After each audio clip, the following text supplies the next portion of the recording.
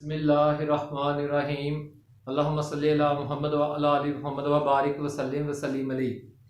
Dear students, in today's lecture we are discussing the topic depression of the freezing point of a solvent by a solute. So means another colligative property, depression of freezing point. It is also called cryoscopy and represented by del TF. It is represented by del TF. तो बड़ा जी पहले इसकी definition, the decrease in freezing point of a solvent in solution. एक solvent जो solution में मौजूद होता है उसके फ्रीजिंग पॉइंट में कमी आना, ठीक है ना जी, due to presence of solute is called depression in freezing point, cryoscopy और डेल TF. ठीक हो गया. अब बेटा जी इसको समझने के लिए कि जी सल्यूट डालने से जो है वो प्योर सॉल्वेंट का फ्रीजिंग पॉइंट क्यों कम हो जाता है, उसके लिए ज़रूरत है कि पहले आप फ्रीजिंग पॉइंट से अच्छे तरीके से मुतारफ हों. तो मैंने बेटा ये 3 डेफिनेशन फ्रीजिंग पॉइंट की लिखी हैं. तो पहली डेफिनेशन जो है वो आम जनरल लाइफ में आप किसी से पूछें भाईजान फ्रीजिंग क्या होता है, कि वो कहते हैं जी वो जी जमना, जिसमें लिक्विड जो है वो सॉलिड में तब्दील होता है, जैसे लिक्विड वाटर जो है वो आइस में तब्दील होता है.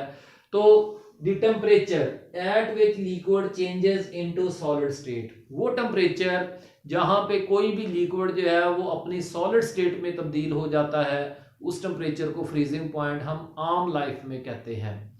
लेकिन बेटा जी जो है केमिस्ट्री में हम जो है वो कुछ इस तरह से भी डिफाइन करते हैं.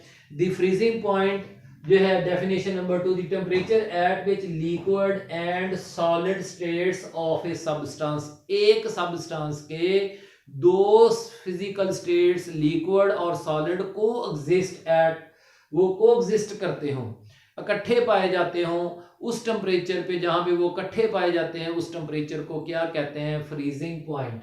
तो जैसे लिक्विड और सॉलिड, यहाँ पे आप वाटर, लिक्विड वाटर और आइस भी लिख सकते हैं. फिर फ्रीजिंग पॉइंट 0 डिग्री सेल्सियस. याद रखें फ्रीजिंग पॉइंट ही मेल्टिंग पॉइंट होता है, लेकिन रिवर्स सेंस में फिर सोचना होता है. अच्छा जी, यानी जिसमें जो है वो एक सॉलिड जो है वो लिक्विड में तब्दील होता है. डेफिनेशन नंबर 3 बेटा जी, the temperature at which liquid and solid states of a substance have the same vapour pressure. वो टेम्परेचर जहां पे देखिए लिक्विड और सॉलिड दोनों एग्जिस्ट करते हैं, तो वेपर्स तो दोनों ही बना रहे होंगे.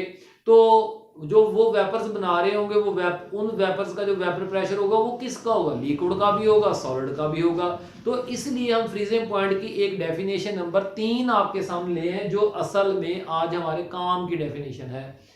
The temperature at which liquid and solid states of a substance has same vapor pressure is called freezing point. Is called freezing point. तो बेटा जी इसके ऊपर हम बाद में बात करेंगे. मोलैलिटी का फार्मूला एक दफा फिर पिछले लेक्चर में भी मैंने आपको करवाया हुआ है. मोलैलिटी क्या होती है, mass of the solute divided by molar mass या molecular mass of the solute multiplied 1000 divided by mass of solvent in grams. ये सारे ग्राम्स, ये भी ग्राम में है, ये भी ग्राम में है, ये ग्राम पर मोल में है जी. तो अब आ जाते हैं इसको बड़ी एक्सप्लेनेशन इसकी दोबारा से. Decrease in freezing point of a solvent in solution due to presence of a solute is called depression in freezing point और क्रायोस्कोपी. तो एक सल्यूट डालने से जो है वो सॉल्वेंट का वेपर प्रेशर क्यों कम होता है, बेटा ये आपको मैंने जो है वो काफ़ी पहले लेक्चर्स में ये बात समझा चुका हूँ कि सल्यूट डालने से लिक्विड का जो सरफेस एरिया होता है वो कम हो जाता है, रेट ऑफ वेपरेशन कम हो जाता है, वेपर्स कम होते हैं, तो इसलिए वेपर प्रेशर भी क्या हो जाता है, कम हो जाता है. तो अब जो है वो इसके इसी वजह से उसका फ्रीजिंग पॉइंट भी पहले की निस्बत कम हो जाता है. यानी सल्यूट डाल के हम लिक्विड को पहले से लो टेम्परेचर पे फ्रीज करवा सकते हैं, यानी ज़्यादा देर के लिए ज़्यादा लो टेम्परेचर पे उसको लिक्विड स्टेट में रख सकते हैं. ये तो ज़रा देखें जो है आपकी किताब में the freezing point of a substance ये सारा हो गया है. When a non volatile solute is added its solid and liquid phase have the same vapor pressure. When non-volatile solid added to solvent, its vapor pressure is decreased. देखें हमने different temperatures पे x axis के साथ बेटा जी हमने क्या draw किया है, टेम्परेचर को ले लिया है, प्लॉट कर दिया है, वाई एक्सिस के साथ वेपर प्रेशर को। तो जो प्योर सॉल्वेंट है उसके लिए कर्व है ए बी सी, और जो सोल्यूशन है उसके लिए कर्व है डी ई सी। तो ए बी कर्व जो है वो लिक्विड फेज को रिप्रेजेंट करती है, डी ई कर्व जो है वो लिक्विड सोल्यूशन को रिप्रेजेंट करती है, और जो बी सी कर्व है वो प्योर सॉलिड सॉल्वेंट को रिप्रेजेंट करती है, जबकि ई सी कर्व जो है वो सॉलिड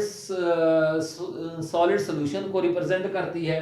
तो आप देख सकते हैं कि किसी एक टेम्परेचर पे, फर्ज कर लें आपने एक टेम्परेचर ये ले लिया है, तो इसी टेम्परेचर पे आप देख सकते हैं कि प्योर सॉल्वेंट का वेपर प्रेशर जो है वो ज्यादा है किससे, आप इस तरह से कंपेयर कर सकते हैं ना। तो क्योंकि ऊपर का जाता वेपर प्रेशर बढ़ रहा है, तो इसका मतलब सोल्यूशन का जो वेपर प्रेशर है वो प्योर सॉल्वेंट के मुकाबले में किसी भी गिवन टेम्परेचर पे कम ही होता है। तो जैसे जैसे आप टेम्परेचर कम करेंगे वेपर प्रेशर भी क्या होता जाएगा, कम होता जाएगा। क्यों कम होता जाएगा, जब आप टेम्परेचर कम करेंगे तो लिक्विड के मॉलिक्यूलों की काइनेटिक एनर्जी कम होगी, उनमें इंटरमॉलिक्यूलर फोर्स अट्रैक्शन की स्ट्रेंथ बढ़ेगी और वेपर्स बनाने की सलाहियत कम हो जाएगी, तो वेपर प्रेशर भी कम होता जाएगा जी। तो आखिरकार एक वो टेम्परेचर जहां पे जो है वो लिक्विड जो है वो सॉलिड में तब्दील होना शुरू हो जाता है, यानी लिक्विड और सॉलिड्स दोनों एग्जिस्ट करते हैं, उस टेम्परेचर को हम फ्रीजिंग पॉइंट कहते हैं। यानी T1 क्या है, freezing point of pure solvent, और इसी T1 पे दोनों लिक्विड और सॉलिड, लिक्विड और सॉलिड, लिक्विड और सॉलिड दोनों का वेपर प्रेशर सेम होगा, उसको हमने P0 से, vapour pressure of pure freezing solvent. इसी तरह से बेटा जी जब आप सॉल्यूशन के मामले में कंसीडर करते हैं तो वो टेम्परेचर जहां पे जो है वो लिक्विड सॉलिड में कन्वर्ट हो रहा है उसको हम फ्रीजिंग पॉइंट कहते हैं, T2 freezing point of solution. इसका मतलब यहाँ पे लिक्विड और सॉलिड दोनों मौजूद है, इसका मतलब है यहाँ पे जो भी वेपर प्रेशर है, P वेपर प्रेशर जो कि vapour pressure of freezing solution है, वो किसका है, वो लिक्विड सॉल्यूशन का भी है और लिक्विड सॉल्वेंट का भी है, तो वो दोनों का सेम हो गया है। तो वो टेम्परेचर जहां पे लिक्विड और सॉलिड का वेपर प्रेशर एक जैसे, उसे फ्रीजिंग पॉइंट ऑफ सॉल्वेंट कह देंगे। वो टेम्परेचर जहां पे सॉल्यूशन और सॉलिड का वेपर प्रेशर एक जैसा हो जाए उसको हम फ्रीजिंग पॉइंट ऑफ सॉल्यूशन क्या कह देंगे, सॉल्यूशन कह देंगे। तो बेटा जी आप देख सकते हैं इस ग्राफिकल एक्सप्लेनेशन में कि लेफ्ट टू राइट टेम्परेचर बढ़ रहा है, तो right to left, right to left, इधर को जाते हुए टेम्परेचर कम हो रहा है, तो इसका मतलब है कि T2 is smaller than T1। तो अब डेल TF जिसको हमने क्या कहा है, डिप्रेशन इन फ्रीजिंग पॉइंट, वो किसके बराबर होगी, T1 minus T2, T1 minus T2, high temperature में से लो टेम्परेचर माइनस करना है, तो वो हम इस तरह से कैलकुलेट कर सकते हैं। आए आपकी किताब में कैसे लिखा हुआ है, at freezing point there are two things in the vessel, उस वेसल में दो चीजें होंगी, लिक्विड सोल्यूशन, ठीक हो गया ना जी, liquid solution and the solid solvent, DE और CE दोनों कर्व्स यानी कि दोनों मौजूद होंगे। तो the solution will freeze at the temperature at which vapour pressure of both liquid solution and solids are same. Solution उस टेम्परेचर पे फ्रीज करेगा जहां पे सॉलिड और लिक्विड का दोनों का वेपर प्रेशर क्या होगा, एक जैसा होगा। It mean that solution should freeze at lower temperature than pure solvent, ठीक हो गया जी। T2 जो है वो छोटा है किससे, T1 से। तो in order to understand plot a graph between vapor pressure versus temperature for pure solvent then and that of solution, the curve ABC किसके लिए, प्योर सॉल्वेंट के लिए है, ठीक हो गया ना जी। when the vapor pressure of freezing point solvent is P0, जहां पे लिक्विड और सॉलिड का वेपर प्रेशर एक जैसा हो जाता है, the portion curve BC is for the solid solvent, BC curve solid phase के लिए है, ठीक हो गया ना जी। The portion has a greater slope, इसका स्लोप जरा ज्यादा है क्योंकि जो है वो सॉलिड स्टेट में जब आप टेम्परेचर को बढ़ाएंगे तो वेपर प्रेशर ज्यादा बढ़ेगा, ठीक है, चेंज ऑफ वेपर प्रेशर जो है वो ज्यादा होगा। The curve DEC, curve DEC जो है पेज 273 पे बेटा जी, will meet the curve BC, वो उसी कर्व BC को E पॉइंट पर मिल जाती है, ठीक है ना जी। और E पॉइंट पे अगर हम देखें तो T2 टेम्परेचर जो कि T1 से लोअर है जी, and cross point the vapour pressure of P which is lower than the P0। तो ये देखें वेपर प्रेशर ऑफ यहाँ पे लो है और यहाँ पे हाई है, ये भी ऐसे है। The reason that vapour pressure of solution is less than pure solvent. तो depression of freezing point del TF फिर आप कैसे कैलकुलेट करेंगे, freezing point of pure solvent T1 minus freezing point of solution T2। तो बेटा जी अब इसका mathematical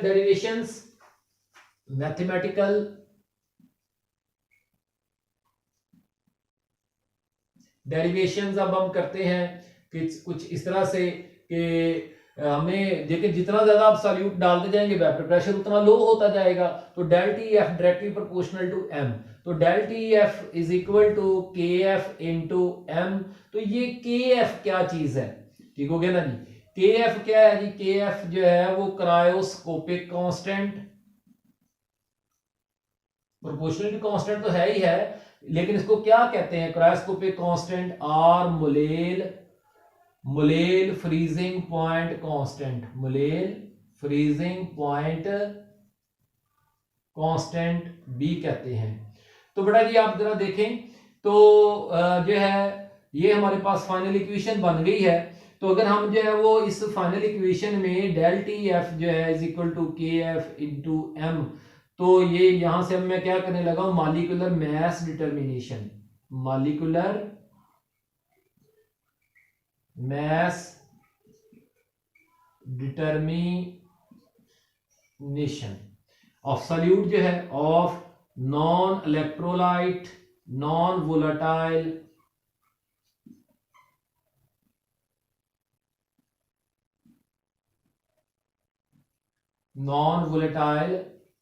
solute जो है वो आप मालूम कर सकते हैं कैसे, del T F is equal to K F into M. तो एम की वैल्यू पुट कर दें, मोलैरिटी, ठीक है। तो आप लिख सकते हैं के F is equal two into W2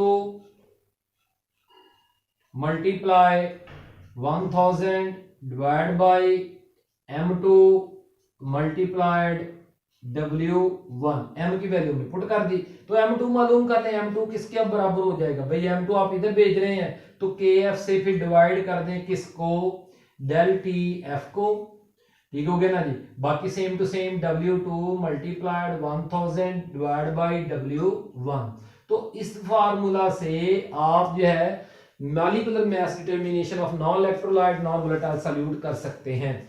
तो बड़ा जी पेज 273 पे आपका अगला टॉपिक जो है measurement of freezing point depression Beckmann's apparatus। तो पहले बेटा ये apparatus ही है, पहला हेडिंग आपका क्या होगा, apparatus। The apparatus consists of 3 major parts, a freezing tube, ये सेंटर में जो है वो आपको हमने एक फ्रीजिंग ट्यूब दिखा दी है, ये लंबी सारी, जिसके पास एक साइड आर्म है।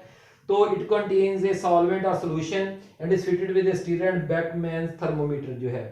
तो इसमें बेकमैन्स थर्मोमीटर भी लगा हुआ है, स्टीरर भी लगा हुआ है इसके अंदर ही। तो फिर उसके बाद बी पार्ट जो है आउटर, ये एक बाहर वाली outer air jacket containing tube है। तो the air jacket in between these tubes helps to achieve the slower and more uniform rate of cooling. इस एयर के मॉलिक्यूलों ने जो है वो कोलिजन्स के जरिए से जो है वो अंदर मौजूद जो सॉल्वेंट होगा या सोल्यूशन होगा उसको फ्रीज करना है यूनिफॉर्मली, ठीक हो गया। तो अब नंबर सी पे तीसरा जो है वो बाहर एक बीकर है जिसमें फ्रीजिंग मिक्सचर लगा हुआ है। तो large jar containing a mixture. तो बड़ा प्रोसीजर अब शुरू हो गया है आपका। तो इस प्रोसीजर में क्या करना है कि around of 20 to 25 gram of solvent. तो देखें W1 ग्राम जो है वो आपने सॉल्वेंट जो है वो 20 से 25 ग्राम, जितना भी ये तकरीबन आपका W1 ग्राम होगा, ठीक हो गया ना जी। सॉल्वेंट लेके उसमें डाल देना है। The bulb of the thermometer is must in A solvent, और सॉल्वेंट के अंदर जो है वो थर्मोमीटर का बल्ब जो है वो होना चाहिए। ये डॉट्स किसको रिप्रेजेंट कर रहे हैं, सॉल्वेंट को, ठीक हो गया। तो अब फिर उसके बाद जो है वो आप क्या करेंगे, जो है freezing point of solvent is measured by directly cooling the freezing point tube. तो उसका फ्रीजिंग पॉइंट जो है वो किससे, थर्मोमीटर से मालूम कर लेंगे, जो कि T1 है, ये भी आपने मालूम कर लिया। तो फिर freezing tube is then put in the air jacket and cooled slowly, ठीक है ना जी। उसको फिर आस्ता आस्ता यानी कि बिल्कुल कर लेना in this way accurate freezing point of the solvent T1 जो है वो आपने नोट कर लिया। अब now the solvent is remelted by removing, उसको रीमेल्ट करें क्योंकि ये फ्रीज हो गया, तो उसको रीमेल्ट करें और साइड आर्म से इसमें क्या करें, W2 सॉल्यूट डाल दें, सॉल्यूट की W2 मकदार डाल दें, ठीक हो गया ना जी। तो अब जब आप इसमें डाल देंगे तो सोल्यूशन बन जाएगा, कितना तकरीबन 0.2 0.3 ग्राम जो है वो सॉल्यूट डाल दें, और फिर उस सॉल्यूशन का क्या मालूम करें, फ्रीजिंग पॉइंट मालूम करें, थर्मोमीटर से मेजर कर लें। तो the freezing point of the solution is determined while stirring the solution, the difference of the two freezing points, दोनों का जो डिफरेंस है वो आपको डेल टी एफ की वैल्यू दे देगा, डेल टी की एफ की वैल्यू आपको बता दी जाएगी, W2 आपके पास भी मालूम है और W1 भी मालूम है, तो आप इस तरह से मॉलिक्यूलर मास मालूम कर सकते हैं। तो ये बड़ा याद का लेक्चर है, कोई भी सवाल हो व्हाट्सएप पूछे। अल्लाह ताला हम सबका आमीन आसरो आमीन। शुक्रिया।